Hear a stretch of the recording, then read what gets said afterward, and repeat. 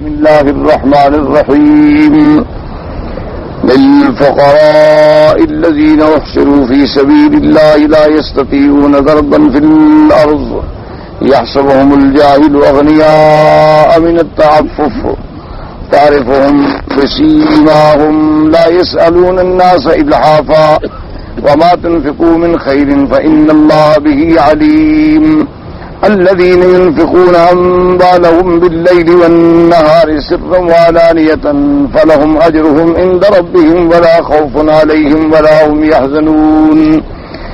قال المؤلف والمفسر رحمه الله تعالى وقوله تبارك وتعالى لا يسألون الناس إلحافا أي لا يلحون في المسألة ويكلفون الناس ما لا يحتاجون إليه فإن من سأل وله ما يغنيه عن المسألة فقد الحف فی المسألة.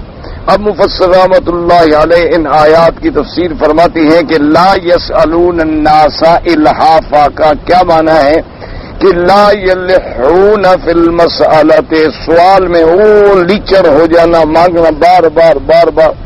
وَيُكَلِّفُونَ النَّاسَ مَا لَا يَحْتَاجُونَ إِلَيْهِ، اور لوگوں کو ایسا سوال کرنا، تکلیف دینی جس کی اس کو ضرورت بھی نہیں ہے. تو ہر وہ سوال جو بغیر ضرورت کے کیا جائے وہ بھی الحاف میں آتا ہے. ایک تو الحاف کا اصل معنی ہوتا ہے کہ جیسے آپ نے دیکھا ہوگا نا کہ مانگنے والا پیچھے پڑ جاتا ہے، بس 1 ریال دے دو، 1 ریال دے دو، تو 1 ریال دے دو تو بس 1 ریال. یہ ہے اصل میں الحاف. اور دوسرا الحاف کا معنی یہ ہوتا ہے کہ ضرورت بھی نہیں ہے، اس کے پاس کھانا ہے، گزارا ہے، لیکن پھر بھی مانگ رہا ہے اور لوگوں سے ایسی چیزوں کی تکلیف دے رہا ہے جو اس کو خود بھی ضرورت نہیں ہے. قال البخاری رحمہ اللہ تعالی حدثنا ابن ابی مریم قال حدثنا محمد بن جعفر قال حدثنا شریک بن ابی نمر بن سار عبد الرحمن بن ابی عمرو الانصاری قال سمعنا ابا هريره رضي الله تعالى عنه يقول قال رسول الله صلى الله عليه وسلم ليس المسكين والذي ترد التمرة والتمرتان واللقمة واللقمتان والمسكين والذي يتعفف. حضرت ابی ہریرہ رضی اللہ تعالی عنہ سے روایت ہے کہ حضور پاک نے فرمایا کہ وہ مسکین نہیں ہوتا جو 1 کھجور 2 کھجور کے دانے کے پیچھے بھاگتا ہو یا 1 لقمہ یا 2 لقموں کے پیچھے بھاگتا ہو، بلکہ صحیح معنی میں مسکین وہ ہوتا ہے جو سوال سے بچنے والا ہو. ضرورت بھی ہے لیکن وہ سوال نہیں کرتا. جیسے اس کے بعد اپنے فرمایا اقرؤوا ان شئتم، اگر چاہو تو قرآن کی یہ آیت مبارک پڑھو لا يسألون الناس الحافا. وقد روى مسلم بن اسماعیل بن جعفر المدینی عن شریک بن عبد الله بن ابي نمر الانصاري وحده عن ابي هريره رضي الله تعالى عنه به. وقال ابو عبد الرحمن النسائي اخبرنا علي بن حجر قال حدثنا اسماعيل قال اخبرنا شريك عن ابي نمر عن ابي هريره رضي الله تعالى عنه عن النبي صلى الله عليه وسلم قال ليس المسكين الذي تمرتان لقمتان انما المسكين والمتعفف وانشد الله يسرون الناس العفا. وروى البخاري من حديث شعبة محمد بن ابي زياد بن ابي هريره رضي الله تعالى عن النبي صلى الله عليه وسلم. وقال ابن ابي حاتم اخبرنا يونس بن عبد الاعلى قال اخبرنا ابن وهب قال اخبرني ابن ابي زيد بن ابي الوليد بن ابي هريره رضي الله تعالى عنه ان رسول الله قال ليس المسكين بالطواف عليكم وتطعمون لقمة لقمة انما المسكين والمتعفف والذي لا يسأل الناس الحافا. حضور پاک نے فرمایا کہ مسکین وہ نہیں ہوتا جو تمہارے اوپر پھرتا ہے، ہر وقت مانگتا ہے 1 لقمہ 1 کھجور کا دانہ کچھ بھی. یہ مسکین نہیں ہوتے، یہ تو پیشہ ور بھکاری ہوتے ہیں.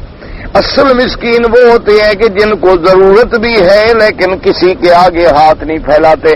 اللہ تبارک و تعالیٰ نے ان کو عفاف نصیب کیا ہے کہ ضرورت مند بھی ہے لیکن سوال نہیں کرتا، ضرورت مند بھی ہے کسی کے آگے ہاتھ نہیں پھیلاتا. اللہ تبارک و تعالیٰ اس کو بھی پھر عطا فرماتے ہیں، اپنے خزانہ غیب سے ذرائع پیدا فرما دیتے.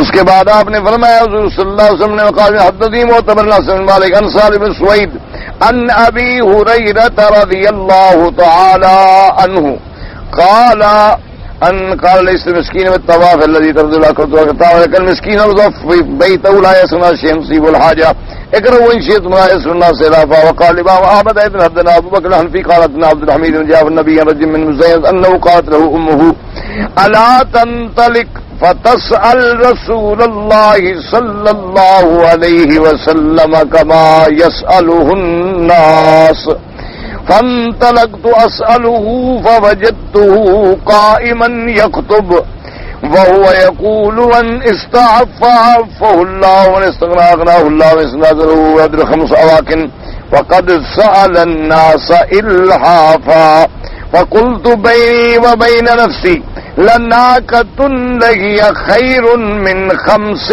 أواكن ولا غلام ناقة أخرى فهي خير من 5 أواكن وجدت لم أسأل.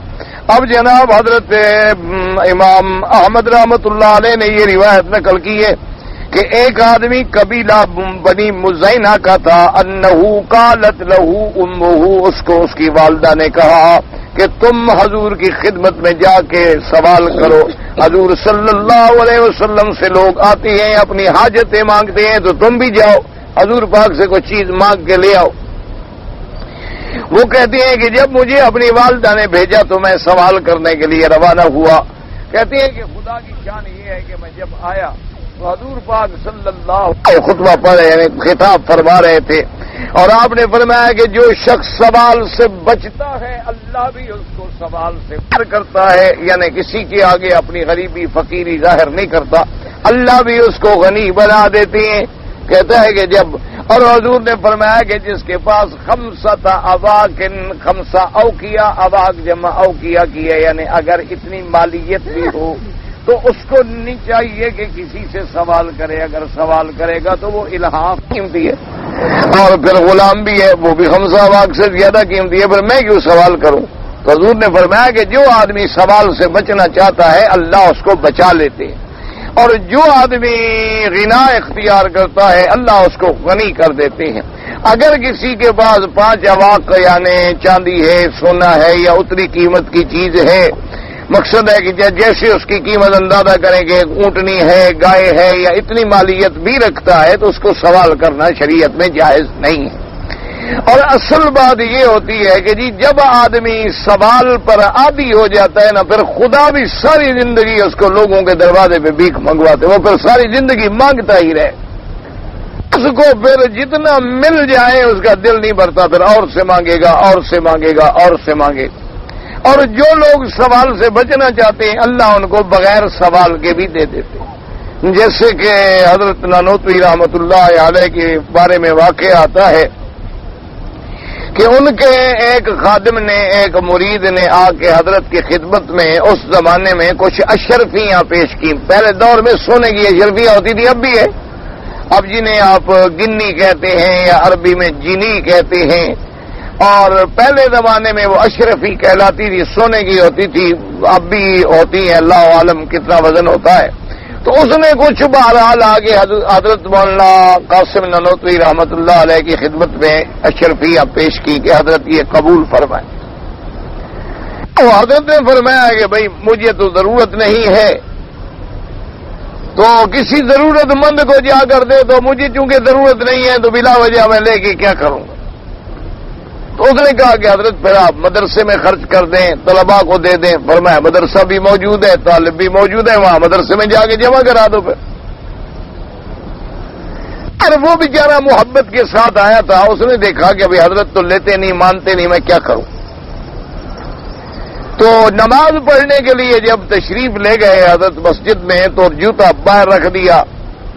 تو اس نے یہ کیا چالاکی سے کہ جوتے کے اندر جو تھی نا وہ اشرفیاں چھپا کے رکھ دی، اور خود بھی نماز میں شریک ہو گیا اور نماز پڑھ کے چلا گیا. اب حضرت جب نماز پڑھ کے نکلے تو شریعت کا حکم یہ ہے کہ اگر تم نے جوتا باہر رکھا ہو تو پہننے سے پہلے ذرا اس کو ہلا لو. ممکن ہے کہ کوئی تک ایذا دینے والا کیڑا مکوڑا، کوئی بچھو، کوئی چیز اس میں داخل ہو گئی اور تم جا کے بغیر دیکھے پہن لو. تو شریعت میں حکم ہے کہ پہلے اس کو ہلانا چاہیے. تو حضرت نے جب ہلایا تو پیسے باہر آ گئے. تو حضرت ہنس پڑے اور طالبوں سے کہا کہ دیکھو یہ دنیا اور دولت جو ہے یہ بھی بڑی بدبخت چیز ہے، اس کے پیچھے بھاگو تو یہ ملتی ہی نہیں، اور اس سے بھاگو تو یہ پاؤں میں آگے بڑھ جاتی ہے. اور اس کے بعد فرمایا کہ اٹھا لو اور مدرسے میں جمع کرا دو، طلبہ کو دے دو، فقیر کو تو ضرورت ہے نہیں. تو اس لیے اصل بات تو یہ ہے کہ بھئی اللہ پر ایمان رکھنے کی بات ہے. کہ آدمی کا اپنے اللہ پہ کیا یقین ہے۔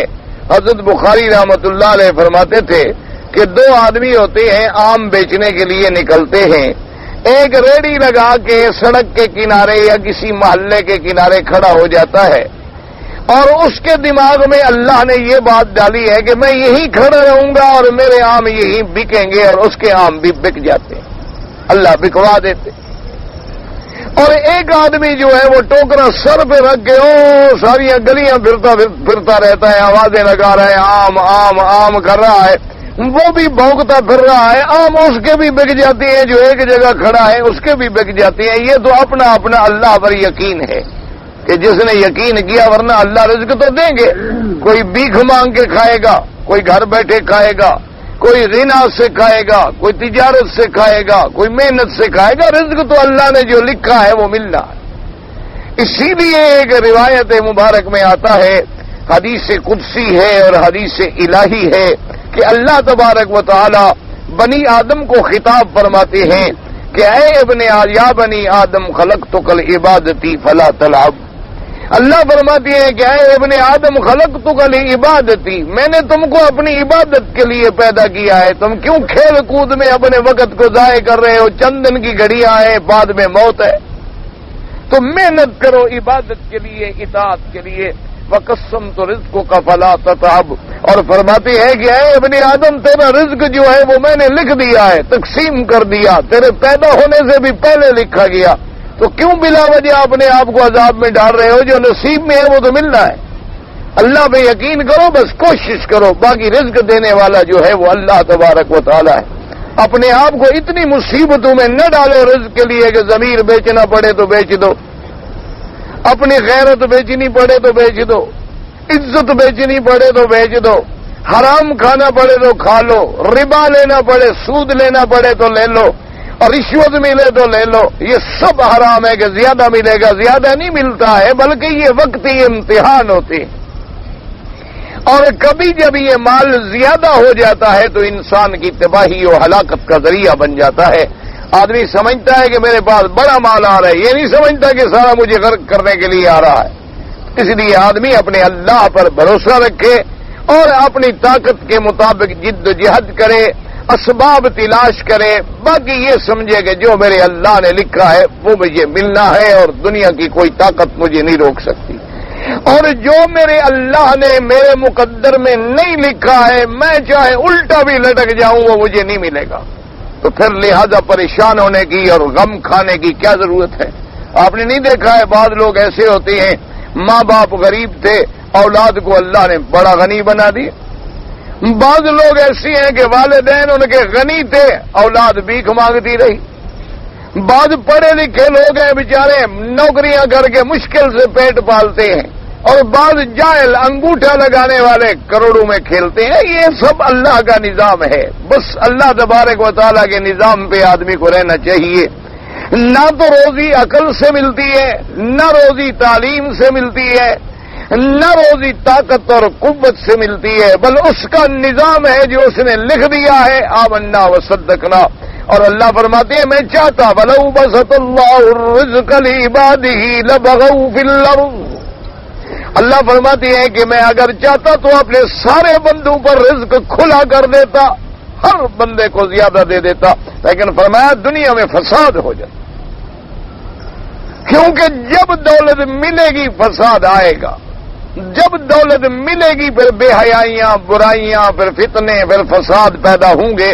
اس لیے فرمایا ہم نے ایک کو غنی بنایا، ایک کو فقیر بنایا، یہ اس کا محتاج ہے، وہ اس کا محتاج ہے، یہ اس کے پیسے کا محتاج ہے، وہ اس کے عمل کا محتاج ہے۔ اس لیے میں نے بندوں کو ایک دوسرے کے ساتھ محتاج کر دیا ہے۔ اگر میں سب کو غنی کر دیتا، کوئی کسی کا محتاج نہ ہوتا، تو پھر تو دنیا میں فساد ہو جاتا، پھر تو سارا نظام عالم تہو بالا ہو جاتا۔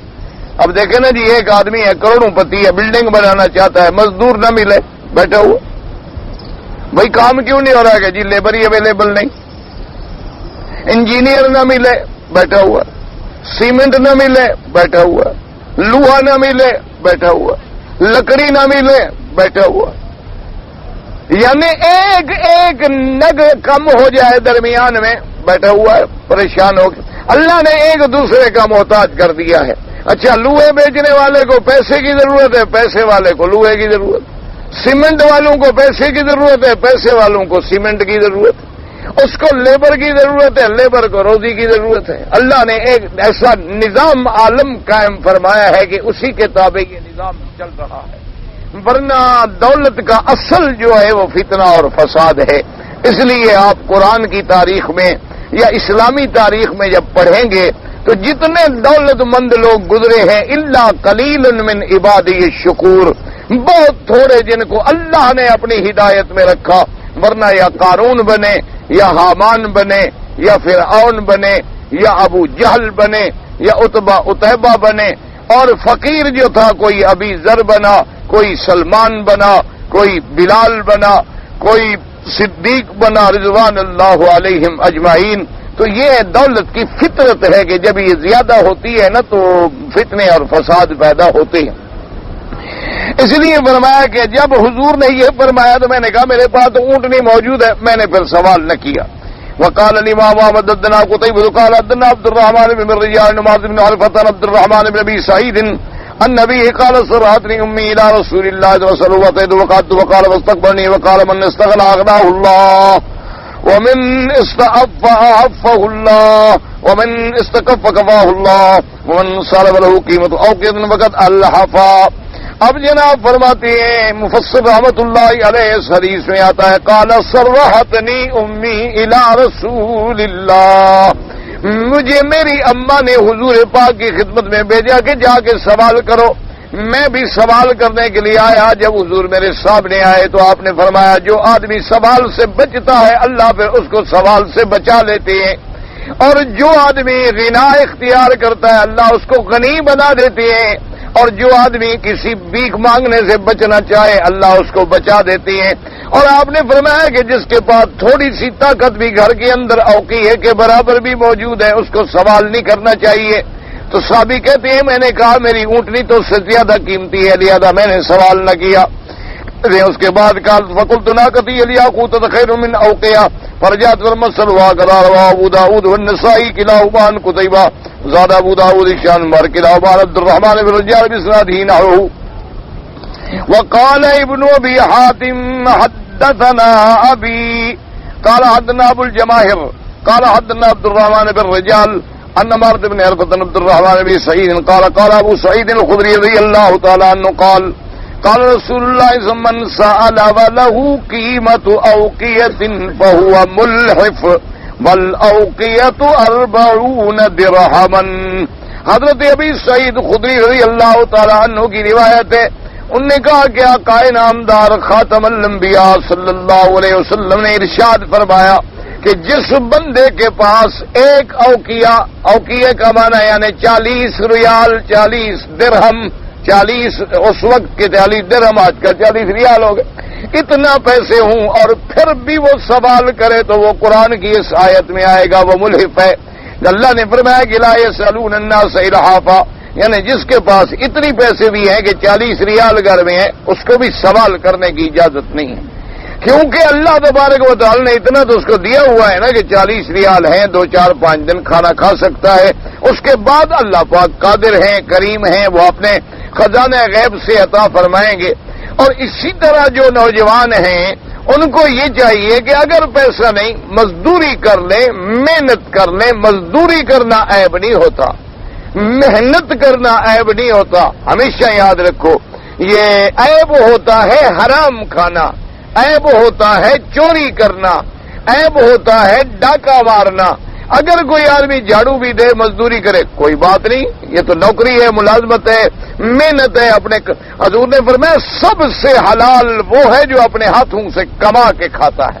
سب سے حلال رزق اللہ کے نزدیک وہ ہوتا ہے جو بندہ اپنے ہاتھوں سے محنت کر کے اپنے ہاتھوں کی کمائی کھائے، مزدوری کرے۔ مزدوری کوئی عیب نہیں، یہ نہ سوچا کرو کہ ہاں یہ علیحدہ بات ہے کہ معاشرے میں بعض کام جو ہے وہ عزت والے سمجھے جاتے ہیں اور بعض کام جو ہے معاشرے میں اچھے نہیں تصور ہوتے، لیکن مزدوری بہرحال مزدوری ہے، اس کے حلال ہونے میں کوئی شبہ نہیں۔ ہاں اب یہ رواج ہے نا جی، اب ایک آدمی اچھا بھی کیا کرتے ہو جی میں جھاڑو دیتا ہوں تو اچھا یار بڑا اس کا مطلب ہے یہ کچھ بھی نہیں ہے. اور اسی کے مطابق ایک آدمی جو ہے اگر بڑا کوئی کام کرتا ہو تو کہیں گے اچھا ماشاءاللہ یہ تو جی بڑے اعلیٰ عہدے پہ ہے. یہ تو معاشرہ ہے نا ہمارا، یعنی ایک رواج ہے ملک کے اندر. ورنہ عیب جو ہے وہ حرام کھانا ہے. عیب جو ہے وہ کسی کے آگے سوال کرنا ہے، اور سوال کرنے میں جو ذلت ہے وہ کسی چیز میں ذلت نہیں ہے کہ بندہ اللہ معاف کرے ہاتھ پھیلا کے کسی کے آگے جا کے بیٹھ جائے کہ جناب مجھے بڑی ضرورت ہے اور مجھے بڑی. اور آج کل تو لوگوں نے پیشہ بنا لیا ہے، اللہ معاف کرے، یہ باقاعدہ ایک سوال کرنا جو ہے باقاعدہ ایک فن بن گیا ہے. بعض لوگ جو ہے آپ نے دیکھا ہوگا آ جائیں گے عجیب عجیب احوال پیدا کریں گے. اچھا بعض لوگوں نے یہ کیا ہوا ہے کہ بڑے اعلیٰ لباس میں ہوں گے، آ جائیں گے السلام علیکم جناب، اور جی مجھے کہتے ہوئے تو شرم آتی ہے، حادثہ ہو گیا اور پیسے ویسے میرے گم ہو گئے. اچھا میرے پاس جناب یہ 2000 کی گھڑی ہے، یہ رکھ لیں اور مہربانی کر کے صرف 100 ریال مجھے ضرورت ہے. اچھا واقعی گھڑی بھی 2000 کی ہے. اب آدمی کو شرم آتا ہے کہ 2000 کی گھڑی رکھ کے بیچارے کو 100 ریال دو. انہوں نے کہا اچھا بھائی تم لے جاؤ 100 ریال، کوئی بات نہیں، ٹھیک ہے، ہو جائے تو دے دینا، نہ ہو تو کوئی حرج نہیں. اس نے اپنا 100 ریال کمایا، پھر اگلے کے سر ہو گیا. اسی طرح بعض لوگوں کا باپ دادا نانا مر جاتا ہے، وہ 10 سال ہو گئے روز مرتا ہے. جی کل حادثہ ہو گیا، باپ مر گیا، ایکسیڈنٹ ہو گیا، گاڑی میں یہ ہو گیا، فلاں میں یہ ہو گیا. یہ پیشہ ور لوگ ہیں، انا للہ و انا الیہ راجعون. اور ان لوگوں کا نتیجہ یہ نکلا ہے کہ یہ تو 2-2 4-4 10-10 ریال کر کے شام تک اپنی دہاڑی بنا لیتے ہیں، اور جو بیچارے صحیح مستحق ہیں وہ محروم رہ جاتے ہیں. ان کو کوئی پوچھتا ہی نہیں، کیونکہ مانگتے وہ نہیں ہیں، سوال وہ نہیں کرتے، ہاتھ وہ نہیں پھیلاتے. اور اب وہ لوگ کم ہو گئے جو رات کو تلاش کر کر کے غریبوں کے گھر میں کھانے پہنچاتے تھے کہ بھی پتہ کریں مستحق کون ہے، پتہ کریں کہ بھوکھا کون ہے، پتہ کریں کہ ہمارے محلے میں کس کی کیسے گزر رہی ہے. وہ جذبہ جو ہے وہ مسلمانوں میں ختم ہو گیا. اللہ تبارک و تعالیٰ معاف فرما دے. تو اس لیے ہمیشہ یاد رکھیں کہ جس آدمی کو حضور نے فرمایا کہ اگر 40 درہم بھی ہیں بڑی چیز ہے. اسی لیے ایک آدمی سے حضور نے پوچھا کہ تمہارے پاس رہنے کا مکان ہے؟ اس نے کہا ہاں جی بالکل ماشاءاللہ رہنے کا مکان ہے. آپ نے فرمایا اچھا سواری بھی ہے تمہارے پاس؟ اس نے کہا ہاں جی ماشاءاللہ اونٹنی ہے میرے پاس. آپ نے فرمایا کوئی نوکر بھی ہے؟ تو اس نے کہا ہاں جی ماشاءاللہ میرے پاس ایک نوکر بھی ہے. آپ نے فرمایا پھر تم تو بادشاہ ہو. ہم نے فرمایا پھر وہ آدمی تو بادشاہ ہوتا ہے کہ رہنے کی جگہ بھی ہو، سواری بھی ہو، نوکر بھی، اور کیا چاہیے پھر؟ ہم نے فرمایا ماشاءاللہ پھر تم تو بادشاہ ہو. تو اب یہ ہے کہ اللہ تبارک و تعالی رحمت فرما. اور پھر یہ بات ہمیشہ یاد رکھے کہ غنا جو ہے وہ غنا القلب ہوتا ہے، یعنی اصل غنی جو ہے نا وہ دل کا غنی ہوتا ہے. آدمی پیسوں سے غنی نہیں بنتا. بعد آپ نے دیکھا ہوگا کروڑوں پتی آدمی ہوں گے لیکن مجال ہے کہ ایک دیلا بھی خرچ کریں. میرے اپنے دوست ہیں ماشاءاللہ، ایک وہ میرے خیال میں کروڑوں پتی نہیں بلکہ اربوں پتی ہیں. میرا تعلق ہے ان سے بہت زیادہ اور بہت پرانا تعلق ہے، بڑی دوستی ہے ہماری ماشاءاللہ، بڑے نیک آدمی ہیں. اچھا اربوں پتی ہیں. میرے خیال میں جب سے پیدا ہوا ہوں وہی سلوار قمیص ان کی دیکھی ہے میں نے. یا تو پتہ نہیں باپ دادے نے ان کو ایک رنگ کی کوئی 20-25 100-200 بنوا دی ہے، یا پھر مجھے دھوکا لگتا ہے کہ وہی ایک ہے جب سے میں پیدا ہوا. اچھا وہ جناب رومال جو رکھتے ہیں نا جی، تو اس میں آپ نے دیکھا ہوگا نا رومال ہوتے ہیں، خانے بنے ہوئے ہوتے ہیں. جتنے خانے ہیں اتنے سوراخ ہو گئے، رومال نہیں بدلا. شریف آدمی ارب ہا پتی آدمی ہے، ارب ہا پتی. کسی دولت پہ بھی لعنت. میں اس کو کہتا ہوں ہمیشہ، دوست ہے کہتے رہتا ہوں تمہاری دولت کا کیا ہوگا. یعنی اندازہ کرو کہ بھئی اتنی ارب ہا پتی، کروڑ پتی نہیں، ارب ہا پتی آدمی ہو اور وہی سلوار قمیص ہے جی، وہی رومال ہے. اور جب بھی دیکھو بیچارے معلوم ایسے ہوگا کہ ابھی حرم میں بھیک مانگ کے تشریف لائے. انا للہ و انا الیہ راجعون. اس سے ہم ہمیشہ کہہ رہے ہیں. میں نے کہا دیکھو پھر اللہ تبارک و تعالیٰ کا ہم لوگوں پہ کتنا کروڑوں اللہ کا شکر ہے اور ہم ادا نہیں کر سکتے کہ اللہم لا نحصی ثناء علیک انت کما اثنیت علی نفسک، کہ یا اللہ ہم تیری نہ مدح بیان کر سکتے ہیں، نہ ثنا بیان کر سکتے ہیں، نہ شکر کر سکتے ہیں تیری نعمتوں کا. میں نے کہا دیکھو ہم نے الحمدللہ میں ذمہ داری سے اللہ کے کعبے میں بیٹھ کے کہہ سکتا ہوں کہ میرا کہیں کوئی بینک اکاؤنٹ نہیں ہے. اللہ کی رحمت ہے الحمدللہ ثم الحمدللہ. ایک کسی نہ ادھر نہ کسی دنیا کے کسی ملک میں الحمدللہ. لیکن میں نے کہا دیکھو خدا کی قدرت ہے, اللہ 10 کھانے کھلاتے ہیں, گاڑیاں ہیں, کپڑے ہیں, بلکہ ہم تنگ ہو جاتے ہیں, گھر والوں سے لڑتے ہیں کہ یہ آپ لوگ نے میرا اتنا عرصہ ہو گیا 1 مہینے 2 مہینے وہی کپڑے میں پہنا ہوں, دے کیوں نہیں دیتے ہو تم لوگوں کو؟ میرے مرنے کے بعد تقسیم کرو گے. ہر 15-20 دن کے بعد میں گھر والوں سے لڑتا رہتا ہوں. اور الحمدللہ 1 ریال بھی کبھی نہیں رکھا, نہ اکاؤنٹ بنایا, جب ضرورت پڑی اس نے محتاج نہیں کیا, جمع کر کے ہم نے نہیں رکھا. ہم نے نہیں کیا, محتاج میرے مالک نے نہیں کیا. جب دل میں تمنا ہوئی کہ مولا یہ چیز ضرورت ہے, مالک نے بھیج. کیسے آ گئی, کیسے ملی, یہ رب جانے اور اس کا بندہ جانے. وہ اپنی رحمت سے محتاج نہیں کرتے. اس لیے ہمارے بعض دوست جو ہے نا, کسی میں دوست کے دکان پہ بیٹھا ہوں کہہ دیں گے یہ دکان مکی صاحب. کسی کے ہوٹل پہ میں جا کے بیٹھ جاؤں کہ یہ ہوٹل بھی مکی صاحب کا. جی چھپاتے ہیں لوگوں کے نام کیا کہ میں چور ہوں کہ چھپاتا ہوں. کوئی عقل کی بات ہے؟ اللہ مجھے دے تو میں گھر بورڈ نہ لگا دوں ساری باہر مکہ کے باہر. چھپائے تو وہ جو چور ہو, ڈاکہ مارتا ہو, وہ چھپائے. ہمیں کیا ضرورت ہے چھپانے کی؟ اس لیے ہمارا تو معاملہ اپنے رب کے ساتھ بھائی سیدھی بات ہے. ایسا ہے دل میں جب خیال آیا, لاکھوں کا آیا, مالک نے لاکھوں دیے ہیں. 1 ریال کا آیا, 1 ریال دیا ہے. نہیں آیا تو نہیں آیا. اچھا بھی ہوتا ہے الحمدللہ 2 مہینے جیب میں 1 ریال ماشاء اللہ 400-500 ریال والا. کہ لوگ پرس دیکھیں تو ایک دفعہ تو حیران ہو جائیں. ان کو کیا پتا کہ یہ پرس کس نے بھیجا ہے بنا کے. تو یہ بس مالک پر عقیدہ ہو. میں نے آپ کو بتایا تھا پہلے بھی, میرے والد صاحب رحمت اللہ علیہ ایک دفعہ بڑے خوش بیٹھے ہوئے تھے, تو میرے دماغ میں پتہ نہیں کیا کیڑا پڑ گیا مجھے. تو میں نے بھی کہہ دیا, میں نے کہا ابا جان ساری زندگی آپ نے 80 سال قرآن و حدیث پڑھایا ہے ماشاءاللہ, اور بڑے بڑے اولیاء اللہ سے مہربانی کریں مجھے کوئی وظیفہ بتائیں تسخیر کا. تسخیر ہوتی ہے کہ لوگ تابع ہو جائیں, دولت زیادہ ملے, پیسہ زیادہ ملے. میں نے کہا کہ کوئی تسخیر کا مجھے وظیفہ بتائیں, کوئی عمل بتائیں, ہم بھی تو آپ کے کوئی فیض سے فائدہ اٹھائیں. تو ایسے لیٹے ہوئے تھے, اٹھ کے بیٹھ گئے, آنکھیں مبارک سرخ ہو گئیں. بلوچ آدمی تھے, شاید جلال بڑا تھا.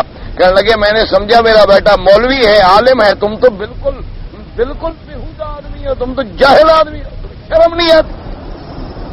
حالانکہ میں تو بڑا خوش ہو گیا کہ میرا بیٹا مولوی بن گیا, عالم بن گیا, اور تم تو جاہل ہو, تمہیں حیا نہیں آتی. ایک کنجری روزانہ زنا کراتی ہے, خدا کے قانون کو توڑتی ہے, اس کو یار بھی مل رہا ہے, شراب بھی مل رہا ہے. تم خدا کے دروازے پہ بیٹھ کے شرم نہیں آتی وظیفے پوچھتے ہو, تمہیں حیا نہیں آتی. خود پڑھاؤ گے اور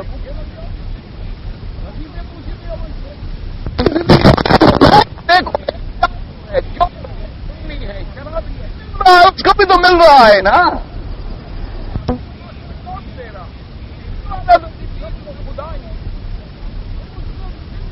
تو تم لوگ دین کا کام, اس لیے جس بنایا ہو, قرآن و حدیث کا علم دیا ہو, اور پھر وہ کسی دنیا دار کے سامنے ہاتھ پھیلائے, سب سے پہلے کیا مطلب وہ پکڑا. میں نے کی تو پیسوں کے آگے پھرتا تھا. تمہیں شرم نہیں آئی؟ اگر میں تمہارے سینے میں قرآن و حدیث دے سکتا ہوں تو تمہیں پیسے نہیں دے سکتا, تمہیں روٹی نہیں دے سکتا. اس لیے ہمیشہ یاد رکھیں یہ بھیک مانگنا جو ہے حدیث میں آتا ہے کہ ہم حشر میں کھڑا کریں گے اور ان کے چہرے پھٹے ہوئے ہوں گے, تاکہ لوگ دیکھ لیں کہ یہ وہ لوگ ہیں جو دنیا میں بھیک مانگتے تھے, پیسے دے دو, فلاں کر دو, باپ مر گیا, دادا مر گیا, چاچا مر گیا, نانا مر گیا, روز ان کے مرتے ہیں, ختم ہی نہیں ہوتے. بھی تم خود کیوں نہیں مر گئے بدبخت, جان چھوڑتے ہماری.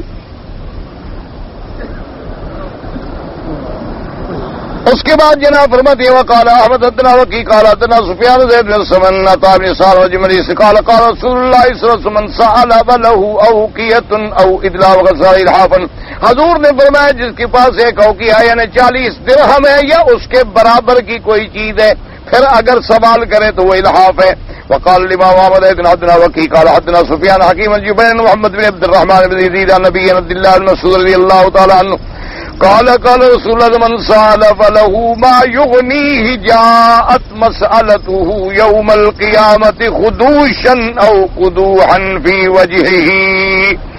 اب جناب حضرت عبداللہ بن مسعود رضی اللہ تعالیٰ عنہ سے روایت ہے، میرے آقا سرکار مدینہ نے فرمایا من سأل فله ما يغنيه، کوئی آدمی جو سوال کرے لیکن اس کے پاس اتنا ہے کہ وہ رات دن کا روٹی کھانا والا کھا سکتا ہے، محتاج نہیں ہے، قیامت والے دن اس کا چہرہ پھٹا ہوا ہوگا، وہ سوال اس کے چہرے پہ ظاہر ہوگا، اللہ تبارک و تعالیٰ اس کو رسوا کریں گے دنیا میں معاشر کے اندر کھڑا کر کے۔ فرمایا قالوا یا رسول اللہ وما غناہ، صحابہ نے پوچھا کہ حضرت کتنا ہو تو آدمی غنی ہے؟ فرمایا 50 درہما او حسابها من الذهب، اگر کسی کے پاس 50 درہم ہے، 50 ریال ہے، یا اتنی سونا ہے، اتنی چاندی ہے، یا 50 ریال کی گھڑی ہے، یا 50 ریال کا کوئی بکری جانور ہے، اتنا ہے تو وہ غنی ہے، اس کو سوال کرنے کی اجازت نہیں۔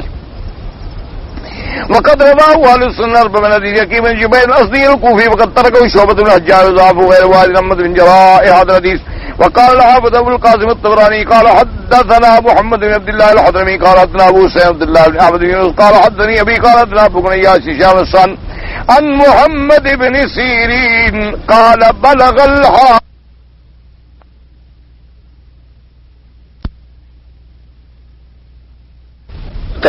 اس نے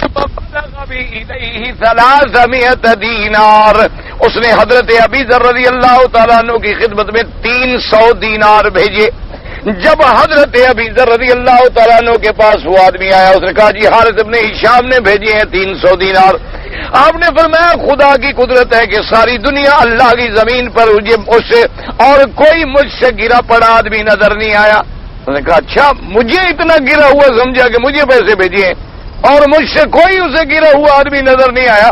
عجیب بات ہے، آل ابی ذر کے پاس یعنی میرے خاندان کے پاس 40 درہم بھی ہیں، ہمارے پاس بکریاں بھی ہیں، اونٹنیاں بھی ہیں، خادم بھی ہیں، ہم کوئی غریب ہیں کہ ہم اس کے پیسے لیں؟ واپس لے جاؤ، ہم اس کا پیسہ جو ہے قبول نہیں کرتے۔ اس لیے ہمیشہ یاد رکھیں کہ اللہ تبارک و تعالی وہ مطلب ہے نا کہ ایک بادشاہ نے ایک اللہ کے ولی کی خدمت میں معتقد ہو گیا، بڑے لوگ جو ہیں کبھی یہ بھی فقیروں کے معتقد ہو جاتے ہیں، تو اس نے لکھ کے بھیجا کہ حضرت میں نے آپ کے لنگر کا دیکھا ہے کہ ماشاءاللہ روزانہ 400-500 آدمی لنگر میں آتے ہیں، کھانے پکتے ہیں، کھاتے ہیں، تو اس لیے میں نے مناسب یہ سمجھا ہے کہ میرے سلطنت میں فلاں جاگیر جو ہے وہ میں لنگر کے لیے وقف کرتا ہوں، آپ وہ جاگیر جو ہے قبول فرمائیں۔ جب ان کے پاس آئے تو ان نے لکھا اس کے پیچھے کہ اللہ نے ہمیں اتنی بڑی جاگیر دی ہوئی ہے کہ تیری جاگیروں کی ہمیں کوئی ضرورت نہیں۔ اب جناب بادشاہ تو پھر بادشاہ ہوتے ہیں، بادشاہ تو پھر بادشاہ ہوتے ہیں، اور ان کے پاس پھر خوشامدیوں کا بھی کوئی کمی نہیں ہوتی، تو بعض خوشامدی تھے، انہوں نے بھڑکایا، انہوں نے کہا دیکھو جی آپ کی توہین کی ہے بزرگ نے کہ آپ نے جاگیر بھیجی، ہدیہ بھیجا اور آپ نے لنگر کے لیے بھیجا اور انہوں نے ٹھکرا دیا، یہ توہین ہے۔ بادشاہ بھی غصے میں آ گئے، غصے میں آئے تو انہوں نے آرڈر کر دیا کہ بھئی ان سے کہو کہ بھئی یا تو جاگیر قبول کریں یا اس کے بعد میرے ملک سے نکل جائیں۔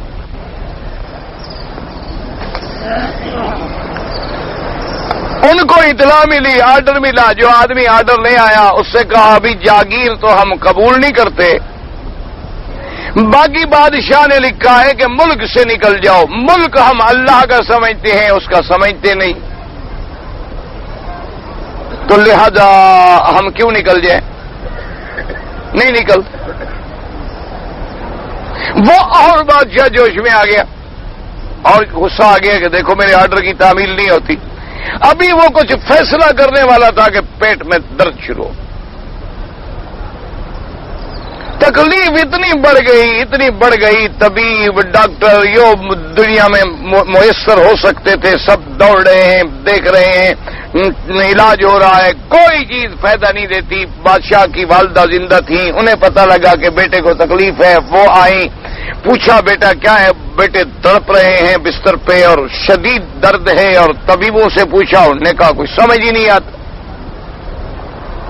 والدہ بڑی سمجھدار تھی، انہوں نے کہا بیٹا کوئی ایسا کوئی واقعہ تو نہیں گزرا ان 2-4 دنوں میں کسی مسکین کو غریب کو ستایا ہو، ممکن ہے اس کی بد دعا لگی؟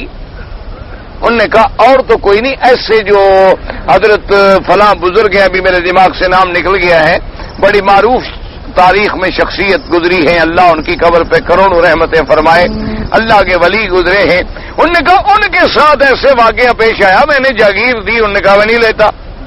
پھر میں نے کہا کہ بھی جاگیر نہیں لیتے ہو تو میرے ملک سے نکل جاؤ، کہتے میں نہیں نکلتا۔ تو انہوں نے کہا ہاں سمجھ آ گئی، اللہ کے بندے تم نے ان کو کیوں چھیڑا؟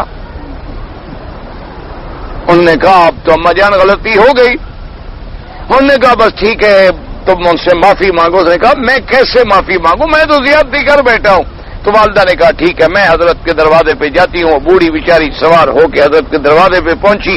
انہوں نے کہا کہ بھئی میں فلاں بادشاہ کی والدہ ہوں، تمہارے دروازے پہ آئی ہوں، معاف کر دو میرے بیٹے سے غلطی ہو گئی۔ انہوں نے کہا ٹھیک ہے ہم معاف کر دیں گے، آپ ایسا کریں کہ اب ہم جو ہے نا اب بغیر بدلے کے، بغیر پیسے کے، بغیر عوض کے ہم بھی ایسے مفت میں معاف نہیں کرتے۔ انہوں نے کہا کہ ایسا کرو، اس کو کہو کہ ایک بوتل میں اپنا پیشاب بھجوائے اور ساتھ ایک پروانہ لکھ کے بھیجے کہ آدھا ملک تمہارا اور آدھا ہمارا، پھر تو ٹھیک ہو جائے گا ورنہ بھگتے پھر۔ اس کے بعد گیا، انہوں نے کہا بھئی مجھے جان بچنی چاہیے، آدھا کیا سارا لیتا ہے تو لے لے۔ اسی وقت انہوں نے لکھا جناب وہ پیشاب وغیرہ بھی بوتل بھی بھجوائی اور پروانہ بھی بھجوایا۔ آئے تو انہوں نے کہا کہ بادشاہ کو جا کے کہہ دو تیرے آدھے ملک کی قیمت یہی پیشاب کے قطرے ہیں، بس یہی قیمت ہے کہ ہوا بند ہو گئی تو آدھا ملک دینے پہ آ گئے ہو، بس یہی قیمت ہے تمہاری کہ نیچے سے ہوا بند ہو گئی ہے تو آدھا ملک لے لو، ہوا کھل جائے۔ نے کہا یہ لے جاؤ اور یہ پروانہ اسی پیشاب کی بوتل میں ڈال دیا، کہا اس کو جاؤ کہو یہ سنبھال کے رکھو اپنی جائیداد، مجھے تمہارے ملک کی یا تمہاری زمینوں کی کوئی ضرورت نہیں ہے، ہم تو جس کے ملک میں رہتے ہیں ہمیں اس کی ضرورت ہے۔ باقی ہم نے دعا کی اللہ کرے گا ٹھیک ہو جاؤ گے، دعا کر دی الحمدللہ ٹھیک ہو گئے۔ تو اللہ تبارک و تعالی جو اللہ والے ہوتے ہیں وہ ان کو کیا ضرورت ہے کسی کی محتاج ہونے کی، ان کو تو اللہ سے مانگنا ہے، اللہ سے لینا، اور جو لوگوں سے مانگے سیدھی بات سمجھ لیا کرو یہ کبھی اللہ والا نہیں ہو سکتا۔ اس لیے بزرگوں نے لکھا ہے کہ کسی پیر کا امتحان کرنا ہو نا، کسی مولوی کا پیر کا کہ بھی وہ صحیح معنی میں یہ مولوی ہے یا نہیں، صحیح معنی میں یہ اللہ والا ہے یا بزرگ ہے، اس کی نمازوں کو نہ دیکھو، تہجد کو نہ دیکھو، اس کے روزے نفل کو نہ دیکھو، مالی معاملات میں دیکھو۔ اگر پیسے کا لالچی ہے تو اللہ کا ولی نہیں ہو سکتا کبھی۔ بھائی جس کا خدا کے ساتھ تعلق جڑ جائے بھلا وہ پھر بندوں کو مانگے گا؟ ایک سیدھی سی بات سوچ لو، ایک آدمی بادشاہ کا نوکر ہو جائے پھر تمہارے پاس آئے گا پیسے مانگنے؟ تو جن لوگوں کا تعلق براہ راست اپنے اللہ سے ہو جاتا ہے کہ بس ہاتھ اٹھائے اور مل گیا، اور وہ نہ ملے تو راضی ہوتے ہیں کہ ہم مانگنا چاہتے نہیں۔ حضرت مالک ابن دینار رحمت اللہ علیہ نے لکھا ہے کہ میں حج پہ آ رہا تھا، میں نے راستے میں دیکھا ہے خوبصورت نوجوان ہے، احرام کی حالت میں ہے، پیدل چل رہا ہے، میں نے اس کو روکا، وہ آ گیا ملا، میں نے پوچھا اللہ کے بندے تم اکیلے ہو کوئی جماعت ہے؟ اس نے کہا اکیلا ہوں۔ میں کہا خدا کے بندے کوئی سواری ہے؟ اس نے کہا کوئی سواری نہیں۔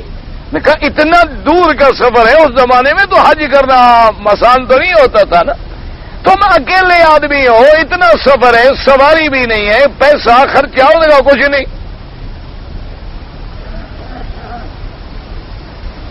انہوں نے کہا خدا کے بندے تمہارے پاس پیسے بھی نہیں ہیں، سواری بھی نہیں ہے، جا بھی حج پہ رہے ہو، کیا کر رہے ہو؟ تو حضرت مالک ابن دینار فرماتے ہیں کہ وہ نوجوان ہنس پڑا اور اس کے بعد میرا نام لے کے کہنے لگا کہ مالک ابن دینار وفدت الی الکریم بغیر زاد، سخی کے دروازے پہ کچھ لے کے جانے سے شرم آتی، جب سخی کے دروازے پہ جا رہے ہیں، جو جانے اس کا کام جانے، وہ دے گا ہمیں، پہنچائے گا تو پہنچا دے گا، نہ پہنچائے تو اس کی مرضی ہے، ہم راضی ہیں۔ مالک بن دینار فرماتے ہیں میں حیران ہو گیا کہ میرا نام کیسے لیا ہے، میں نے تو اس کو زندگی میں دیکھا ہی کبھی نہیں، اس نے مجھے کبھی نہیں دیکھا۔ خیر وہ فرماتے ہیں میں نے ایک پیشکش کی کہ بھی ایک اونٹ میرا قبول کر لو، یہ سامان قبول کر لو، میرے ساتھی بن جاؤ سفر میں۔ انہوں نے کہا جزاک اللہ خیرہ، اللہ تمہیں جزائے خیر عطا فرمائے، ہمیں ضرورت نہیں۔ فرماتے ہیں پھر وہ گم ہو گیا۔ میں نے بڑی تلاش کی کہ اس اللہ کے بندے کو تلاش کروں، نہ ملا۔ کہتے ہیں حج پہ ہے، میں نے دیکھا تو کعبے کے طواف کر رہا ہے، ماشاءاللہ پہنچا ہوا۔ کہتے ہیں میں نے بڑی کوشش کی کہ طواف ختم کروں اور میں مل لوں، لیکن نہ ملا۔ کہتے ہیں پھر مینا میں جب ہم آ گئے، عرفات سے مزدلفہ سے مینا میں، تو اس وقت جو مسجد خیف تھی اس زمانے میں، اسی مسجد میں رات کو مجھے رونے کی آواز آئی۔ فرماتے ہیں کہ میری آنکھ کھلی، میں نے دیکھا وہی نوجوان کھڑا ہے اور اپنے اللہ کے آگے رو رہا ہے اور کہتا ہے مولا آج پیسے والے لوگ قربانیاں کر رہے ہیں، ہمارے پاس تو اپنی جان کے سوا کچھ ہے نہیں کہ ہم کیا قربانی کریں تیرے رستے میں۔ کہاں سے بکرا لے آؤں، پیسے تو ہے نہیں، صرف جان ہے، اگر قبول کرنی ہے تو کر لیں۔ اللہ اکبر کیا، سجدے میں گر گیا، جان باغ کو۔ تو یہ لوگ ہوتے ہیں خدا کے بندے، اللہ والے کی دولت پہ کبھی نظر نہیں ہوگی، یاد رکھو۔ اس کی نظر خزائن السماوات والارض، اللہ پہ نظر ہوتی ہے، وہ کبھی کسی بندے کے آگے سوال نہیں کرتے، نہ اشارتن نہ کنایتن، نہ انہیں اس بات کی کبھی غرض ہوتی۔ اور اس کے بعد جناب فرماتے ہیں مفسر رحمۃ اللہ علیہ قال ابو اعظم وقال ابن مرتضی عبداللہ محمد بن احمد بن ابراہیم قال اخبرنا ابراہیم محمد قال انبانا عبد الجبار قال اخبرنا سفیان داؤد بن صابر شیخ نبی جدی النبی صلی قال من سال ولو 40 درهم ملف وهو مثل صف الملة يعني الرمل۔ حضور پاک نے فرمایا کہ جس کے پاس 40 درہم ہیں، 40 ریال ہیں، درہم ہے، وہ سوال کرے تو ملحف ہے، اور اس کی قیمت ایسی ہوگی جیسے ریت، یعنی کوئی حقیقت نہیں۔ اور وہ النسائی ناحد بن سلیمان عن احمد ابن آدم عن سفیان وهو ابن عيينة بإسناد نحوه قوله بعد الفقوم الخير من الله عليم أي لا يقبل عليه شيء منه وسيجزي عليه أوفر الجزاء واتم يوم القيامة أحوج ما يكون إليه۔ اللہ نے فرمایا جو کچھ تم خیر کرتے ہو، خرچ کرتے ہو میرے راستے میں، اللہ تبارک و تعالی جانتے ہیں۔ جب اللہ جانتے ہیں تو قیامت میں تمہیں ہر ایک ایک پیسے کا بدلہ دیں گے، تمہیں ثواب دیں گے، اجر دیں گے، مثوبت دیں گے۔ وقوله تبارك وتعالى الذين ينفقون أموالهم بالليل والنهار سرا وعلانية فلهم أجر من ربهم ولا خوف عليهم ولا هم يحزنون۔ هذا مدح منه تعالى للمنفقين في سبيله ابتغاء مرضات به لو قادم الليل ونهارا والأحوال من سرجها حتى إن النفقة على الأهل تدخل ذلك أيضا كما ثبت في الصحيحين۔ اللہ پاک نے اس آیت میں مدح بیان کی ہے ان لوگوں کی جو اللہ کے راستے میں خرچ کرتے ہیں، خیرات کرتے ہیں، صدقات کرتے ہیں، دن میں بھی کرتے ہیں، رات میں بھی کرتے ہیں، چھپ کے بھی کرتے ہیں، ظاہرہ بھی کرتے ہیں۔ حتیٰ کہ اگر کوئی آدمی اپنے اہل و عیال پہ، اپنے بیوی بچوں پہ بھی خرچ کرتا ہے، اللہ تبارک و تعالیٰ اس کو بھی صدقے کا ثواب عطا فرماتی ہیں۔ کما ثبت صحیح رسول قال سعد بن ابی وقاص نادى مريض نام الفتح وفي روایت نام حجۃ الوداع انك لن تنفق نفقة تبتغي بها وجه الله الا ازددت بها درجة ورفعة حتى ما تجعل في امرأتك۔ میرے آقا سرکار مدینہ صلی اللہ علیہ وسلم نے حضرت سعد بن ابی وقاص سے فرمایا، آپ نے فرمایا سعد بن ابی وقاص تم جو کچھ بھی اللہ کی رضا کے لیے خرچ کرتے ہو، اللہ تبارک و تعالیٰ تجھ کو اس کا بدلہ عطا فرمائیں گے۔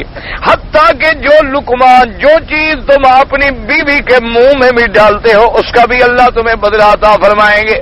اس لیے ایک حدیث میں آتا ہے کہ صحابہ نے پوچھا کہ یا رسول اللہ کہ نفقۃ الاہل جو ہے وہ تو واجب ہے، اگر ہم اپنی بیوی کو کھلائیں تو بیوی کا تو کھلانا ہماری ذمہ داری ہے، پھر اس پر ہمیں صدقے کا ثواب کیوں ملتا ہے؟ آپ نے فرمایا اگر تم یہی پیسے کسی گندی عورت، غیر عورت کو کھلاتے تو کیا تم پر عذاب آتا، اللہ کا گناہ آتا؟ اور نے کہا، فرمایا جب تم اپنے جائز مصرف پہ خرچ کر رہے ہو تو اللہ اس پر تمہیں صدقے کا ثواب دیں گے۔ وقال الامام احمد حدثنا محمد بن جعفر قال حدثنا شعبة نبي ثابت قال سمعت عبد الله بن الأنصاري يحدث عن أبي مسعود رضي الله تعالى عنهما عن النبي صلى الله عليه وسلم قال إن المسلم إذا أنفق على أهله نفقة يحتسبها كانت له صدقة. اگر مسلمان اپنی بیوی بچوں پہ بھی خرچ کرے اور ساتھ اللہ تبارک و تعالیٰ سے اجر کا بھی طلب کرنے والا ہو, اللہ صدقے کا ثواب عطا فرماتی ہیں. اخرج ابن ابي شعبة به وقال ابن ابي حاتم حدثنا ابو ذر قال حدثنا سليمان بن عبد الرحمن قال حدثنا محمد بن شهاب قال سمعت سعيد بن يزيد بن عبد الله بن عريب المليكي عن أبيه عن جده عن النبي صلى الله عليه وسلم قال نزلت هذه الآية الذين ينفقون أموالهم بالليل والنهار سرا وعلانية فلهم أجرهم عند ربهم في أصحاب الخيل. جو لوگ یعنی گھوڑے پالتے تھے تاکہ جہاد میں جنگ کریں گے, ان کے لیے اللہ تبارک و تعالی نے آیت نازل فرمائی کہ رات دن کھلا رہے ہیں, پلا رہے ہیں, جانور تیار کر رہے ہیں کہ جہاد میں کام آئیں گے, وہ بھی صدقے کا ثواب. رواه نبی آدم ثم قال وقال نبی ماسین سے وقال وقال نبی آدم مدنا حسین سے جگارا گنایا ہے ابن ایمان ان عبد الوهاب بن مجاہد ان ابن جبیر نبی قال قال علی اربع دراهم فانفق درهما ليلا ودرهما نهارا ودرهما سرا ودرهما علانیہ. انہوں نے روایت کی کہ حضرت علی رضی اللہ تعالی عنہ کے پاس 4 درہم آئے, ایک تو انہوں نے دن میں خیرات کر دیا, ایک رات میں خیرات کر دیا, ایک ظاہر میں خیرات کیا, ایک چپکے میں خیرات کیا, تاکہ قرآن کی اس آیت کا مصداق بن جاؤں کہ اللہ کے راستے میں دن کو بھی خرچ کرتے ہیں, رات کو بھی خرچ کرتے ہیں, چپکے سے بھی خرچ کرتے ہیں, کھلا بھی خرچ کرتے ہیں. تو انہوں نے خیرات کر دی. والذین ينفقون أموالهم بالليل والنهار سرا وعلانية وقد رواه جبين طريق عبد الوهاب بن جابر وضعيف لكن رواه ابن الذين آخر بعضنا نزلت في علي بن أبي طالب رضي الله تعالى وقال فهم أجرهم عند ربهم أي يوم القيامة على ما فعلوا من انفاق والطاعات فلا خوف عليهم ولا هم يحزنون. اللہ نے فرمایا جو میرے راستے میں خیرات کرتے ہیں دن میں رات میں چپکے سے ظاہر, ان کو نہ تو آخرت کے آگے عذاب کا کوئی ڈر ہوگا اور نہ جو پیچھے چھوڑ کے جا رہے ہیں ان کا کوئی غم ہوگا, ان کا بھی میں نگہبان, آگے عذاب سے بھی میں بچانے والا. اللہ تبارک و تعالی آپ کو بھی مجھے بھی ہر مسلمان کو عذاب سے بچائیں.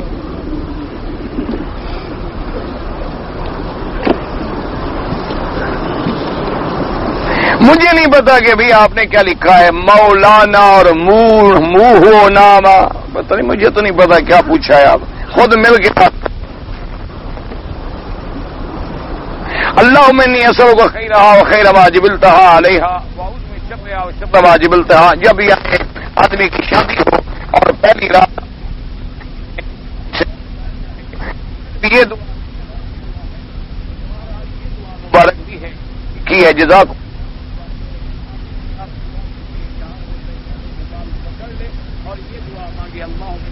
وخیرہا وخیر ما جبلتہا علیہا. اللہ تبارک و تعالیٰ پھر میاں بیوی میں اچھا تعلق رکھتے ہیں اور ہم لوگ سے بچاتے ہیں.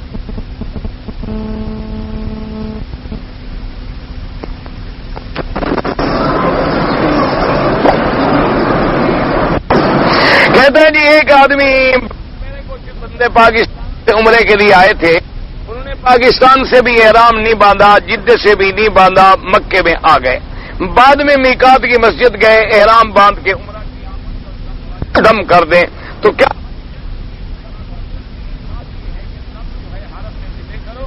اور حرم میں تقسیم کرو, اور تم فقیروں کو بس وہی جو کیمپ میں آپ کے مزدور کام کرتے ہیں وہ حرم میں بھی تو آتے ہو, تو گوشت بنا کے آپ ان کو دے دیں, پھر جہاں مرضی آئے لے جائیں. وہ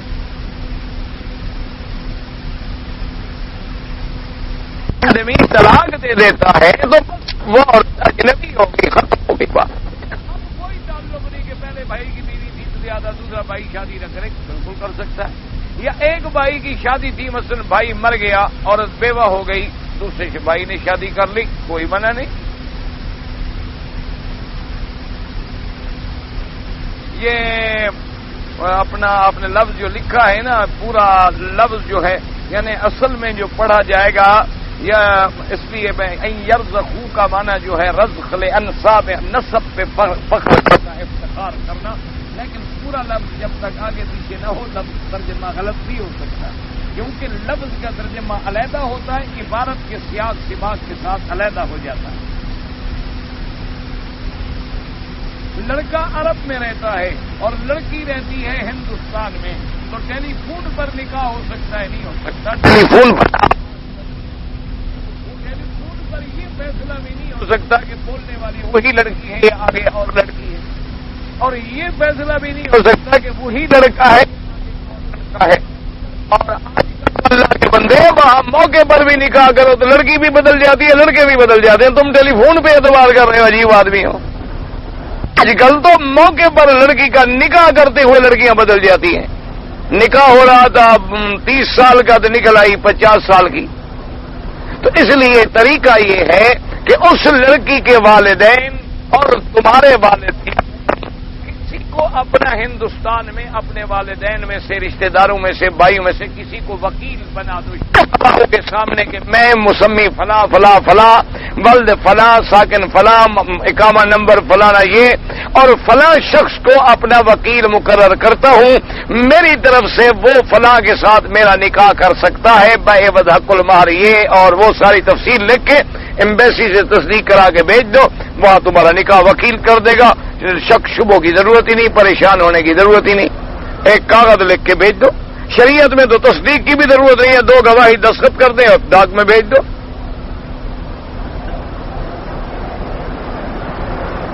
کہتے ہیں جی کہ اگر ہم کسی ٹیکسی میں سوار ہوتے ہیں اور وہ گانا لگا لیتے ہیں اور ہم قرآن پڑھ رہے ہوتے ہیں تو کیا ہمیں گناہ ہوگا؟ آپ کو گناہ نہیں ہوگا، لیکن اس کو محبت سے سمجھا دیں، پیار سے سمجھا دیں کہ بھئی اگر گانا بند کر دو تو تمہاری مہربانی ہوگی، یا کم از کم تمہیں یقین ہے کہ یہ گانا بند نہیں کرے گا تو اس ٹیکسی میں نہ بیٹھو، اور بھی تو گاڑیاں ملتی ہیں۔ بیٹھنے سے پہلے جو ہے ہمیں یاد ہے کہ والد صاحب رحمۃ اللہ علیہ ہم جب مدینہ شریف سے آتے تھے تو جب گاڑی ڈھونڈتے تو کہتے بھی گاڑی والے سے پہلے کہہ دینا کہ ریڈیو نہیں چلائے گا، اگر وہ مانے تو پھر لے آنا ورنہ نہیں لے آنا۔ تو گو ہمیں بڑی تکلیف ہوتی تھی، بڑی مشکل سے لوگ مانتے تھے، چونکہ آج کل تو یہ ایک فیشن بڑھ گیا ہے نا، اچھا سنے نہ سنے عجیب بات ہے، لگا ہوا ہے۔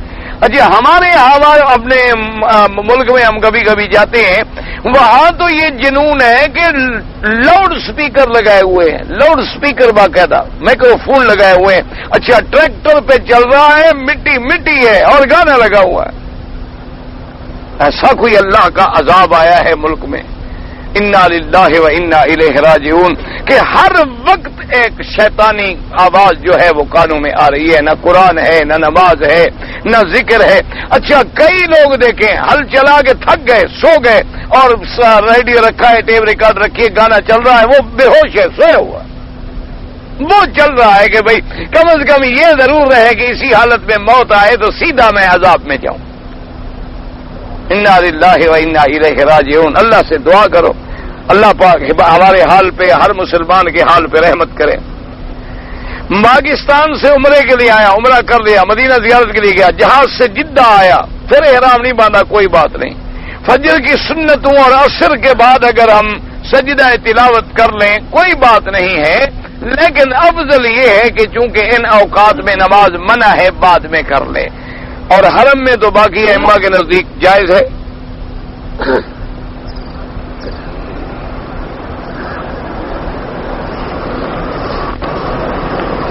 میں 8 تاریخ کو حمام میں غسل احرام کھول کے غسل کیا تو میرے ایک ساتھی نے کہا کہ احرام تیرا کھل گیا۔ کیوں احرام کھل گیا؟ کچھ نہیں ہوتا، کپڑا کھلنے سے احرام کھل گیا بس، یہ اچھی بات ہے۔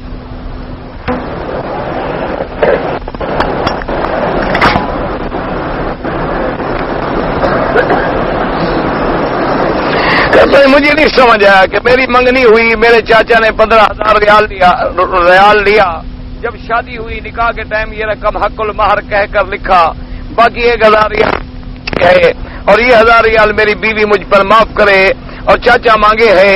بھائی چاچے کا کیا تعلق ہے؟ اگر حق المہر ہے تو 15,000 ریال تم بیوی کو دو، چاچے کا کیا تعلق ہے؟ چاچا کیا لگتا ہے؟ اگر اس نے لیا ہے تو اس نے حرام کھایا ہے، تم اپنی بیوی کو حق المہر مزید ادا کرو۔ حق المہر جو ہے اپنی بیوی کو حق المہر زوجہ کا حق ہے، نہ کہ بیوی کے باپ کا یا چاچے کا یا مامے کا یا نانے کا یا دادے کا۔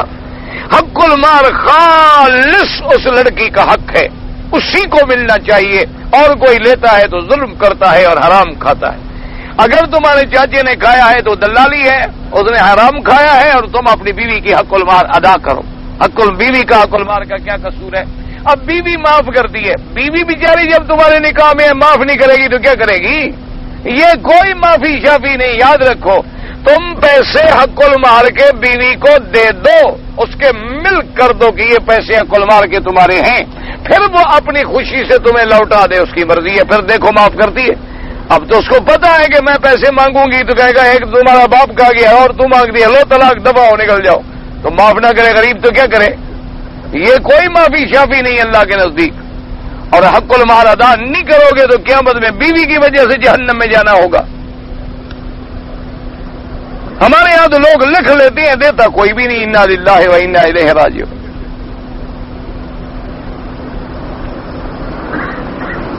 کہتا ہے جی میں اپنے کفیل کے پاس کام کرتا ہوں، جب رمضان کا مہینہ آتا ہے تو وہ ہمیں زکوٰۃ کے پیسے دیتا ہے، تو ٹھیک ہے تم دیکھ لو، اگر تم غریب ہو تو لے لیا کرو، اگر تم مستحق کے زکوٰۃ نہیں ہو تو لے کے کسی غریب کو دے دیا کرو۔ یہ تو تمہارا اپنا ضمیر ہے نا کہ تمہارے پاس پیسے ہیں کہ نہیں، زکوٰۃ کے حقدار ہو کہ نہیں ہو۔ اگر تم غریب ہو لے لو، اگر غریب نہیں ہو تو اس سے لے لو، وہ تو اچھا کرتا ہے نا غریب بیچارہ کہ چلو یہ مزدور ہیں ان کو دے دوں، بجائے اس کے کہ میں لوگوں کو ڈھونڈتا پھروں، تو تم لے کے کسی غریب کو پہنچا دو۔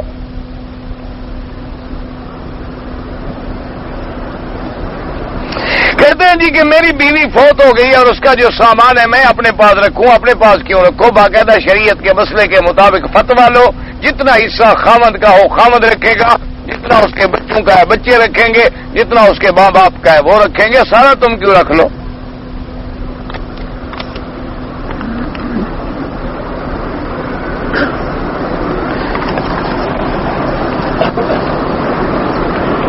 زمزم جو ہے جلدی ہضم ہو کر جلدی نکل جاتا ہے، اس کی کیا وجہ ہے؟ یہ تو ڈاکٹر بتائے گا، مولوی کو کیا پتا؟ زمزم جو ہے دیکھو نا جی، اب اس کی وجوہات جو ہیں وہ تو تحلیل کر کے ڈاکٹر ہی آپ کو بتا سکتا ہے نا۔ ہمارا تو ایمان ہے کہ شفا ہے، تو ہماری گندگی کو جلدی نکال دیتا ہے جو اندر ہوتی ہے، بس۔ باقی اس کے وجوہات کیا ہیں وہ تو کوئی ڈاکٹر آپ کو انالائز کر کے ایک بات رپورٹ دے گا۔ بیت اللہ شریف سے جو عطر لگی ہو اس کا لینا جائز ہے، تم خرید کر کے لگایا کرو کہ بیت اللہ کی چھینتے رہتے ہو؟ لوگ لگائیں بیت اللہ کو، تم لگی ہوئی بھی لے جاتے ہو، ماشاءاللہ۔ سمجھتے ہیں کہ یہ برکت ہوتی ہے نا کعبہ شریف، برکت تب ہو تم 2000 کی خرید کر کے لے آؤ، لگاؤ پھر لو۔ لوگوں کی لگی ہوئی کیوں لے رہے ہو، اتار رہے ہو؟ برکت کے لیے تم نے لگانا ہے نا، پہلے خریدو تو صحیح نا، خرید کے لگاؤ کعبہ شریف کو، پھر وہی لگا لینا۔ میری والدہ فوت ہو گئی، میں ان کے لیے والدہ کے لیے حج عمرہ جو بھی عبادت کرو کر سکتے ہو۔ ہمارے ملک میں جو لوگ نمازی ہیں ان پر ٹوپی ہوتا ہے، ادھر ٹوپی نہیں ہوتا، ادھر والے غریب ہوں گے نہیں ہوگا ٹوپی ان کے پاس، تمہارے ملک والا امیر ہوگا ان کے پاس ٹوپی ہوگا۔ بات یہ ہے یاد رکھو، اگر کپڑا نہ ہو مجبوری ہے تو سر ننگا آدمی نماز پڑھ سکتا ہے۔ ایک یہ ہے کہ آمدن کپڑا اتار دے یا آمدن فیشن اختیار کرے کہ سر پہ کپڑا رکھنا جو ہے اس کی توہین ہے، انگریز نے نہیں رکھا، یہ شریف آدمی کیوں رکھے؟ تو وہ سنت رسول کا مخالف۔ حضور پاک نے ساری زندگی سر پہ پگڑی مبارک کے ساتھ نماز پڑھی ہے، کبھی حضور صلی اللہ علیہ وسلم نے ایسے نہیں۔ آج کل تو بھئی فیشن ہے، یہ مسئلے کون سمجھتے ہیں؟ آج تو لڑکیاں سر پہ تو نہیں رکھتی، تم تو مردوں کو رو رہے ہو۔ آج تو لڑکیوں کو کہو کہ بھائی دوپٹہ لے لو، کہتی ہیں درد ہو جاتا ہے سر میں، اتنا بھاری ہے دوپٹہ۔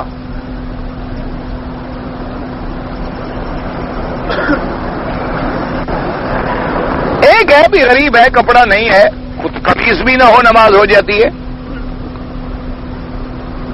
جنگ احد مدینے کے شمال میں ہوئی، اس کی کیا وجہ ہے؟ پھر جب قیامت میں ملیں گے یا تو صحابہ سے یا آپ کا تعلق دوسری پارٹی تھی ہو تو ان سے بھی پوچھ لینا کہ کیا وجہ تھی۔ یہ کوئی مسئلہ ہے کہ کیوں جنگ ادھر ہوئی تو ادھر کیوں نہیں ہوئی؟ کہ ادھر ہوئی ادھر کیوں کہ بھی کیا جائے؟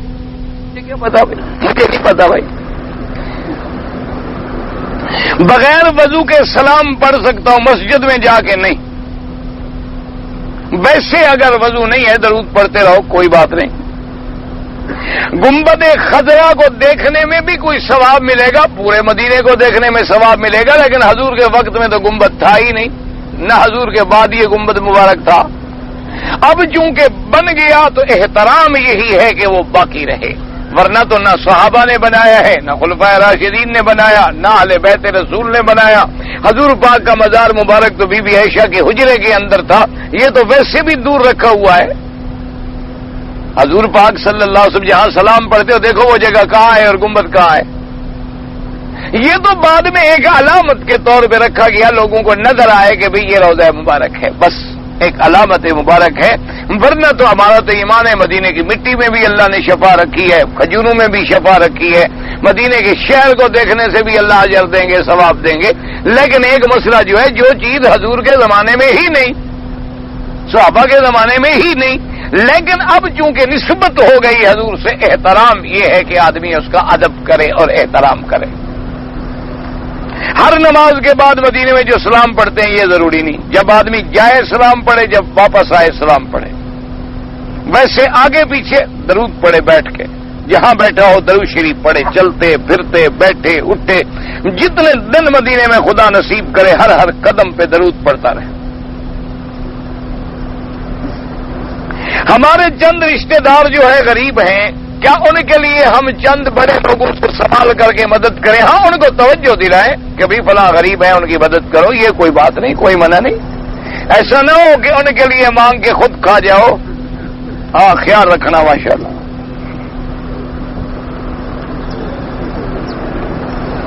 میری والدہ گھر سے ناراض ہو کے چلی گئی، میں نے بہت تلاش کیا، بہرحال اللہ مدد فرمائے. کوئی والدہ گھر سے خوشی سے بھی جاتی ہے؟ نہ، ایمان سے کہو، آج تک آپ نے سنا ہے کہ والدہ خوشی سے اپنی اولاد کو چھوڑ کے چلی جائے؟ معلوم یعنی نالائق اولاد ہے، تنگ کر دیا ہوگا، بیچاری نکل گئی منہ کر کے. ایسی ذلیل اولاد سے بہتر ہے کہ میں ان کو نہ دیکھوں. سب سے پہلے تم توبہ کرو، استغفار کرو اور والدہ کو تلاش کرو. ماں باپ ناراض ہوں تو پھر جہنم کی آگ تیار ہے.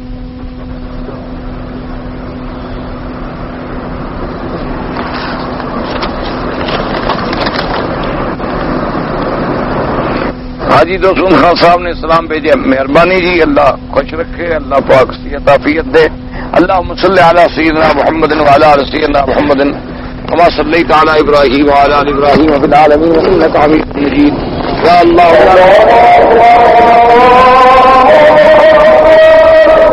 اللہ اکبر، اللہ اکبر. اللہم ربنا آتنا فی الدنیا